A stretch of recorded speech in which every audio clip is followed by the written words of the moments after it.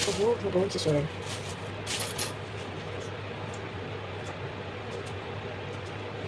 For today's video, lutuan natin sa sabaw si sir. Kahit alas 8 na sa buntag ni uli. Isa naglagot mo pagalo. O sige na lang. Para ito sabaw. Para magbubog na ito sulod. Ay, hindi yan. Mag-dito kita.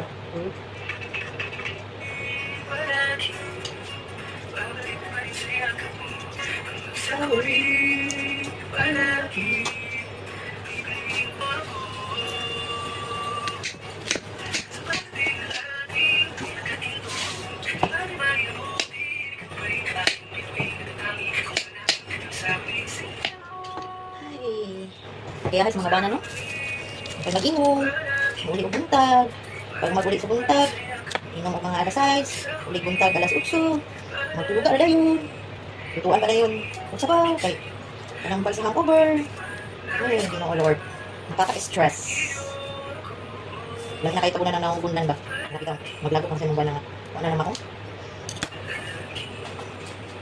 Kita niya guys. Masakot niya. Nakatang. Sorry. Sorry. Kabalik na siya. Ngayon sa labura na nikuan. Masing ka ba? Hindi natin ang mga lamas. Okay.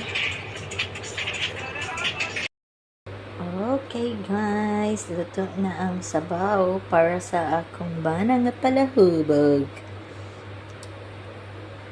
Diba? Aharagog ka.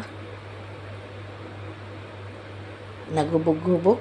Diluto ang pagsabaw kay hangover. Oh my God. So martyr.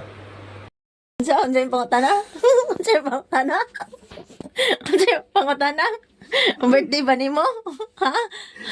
Birthday ni mo kay gisabawan ta ka? Ili, giselebrate na ko yung pag-uli og buntag sa'yo. Giselebrate na ko yung pagkabalahubog. Ha? Siguro kuli. Oh, sa'yo yun. Tagnagin mi na. Sa'yo ba dahil ito? Ngaot to naman to. Alas 8 sa buntag. Hindi ako pagsulod day. Sayaw pag ikapagabot? Sayaw kapagabot? Aka. Sorry, Brad. Oh. Gisa ba hindi maglagot? Lamig nagigketok on. Pero sige na lang yun. Kikatawanan mo gignaw. Wala Bot.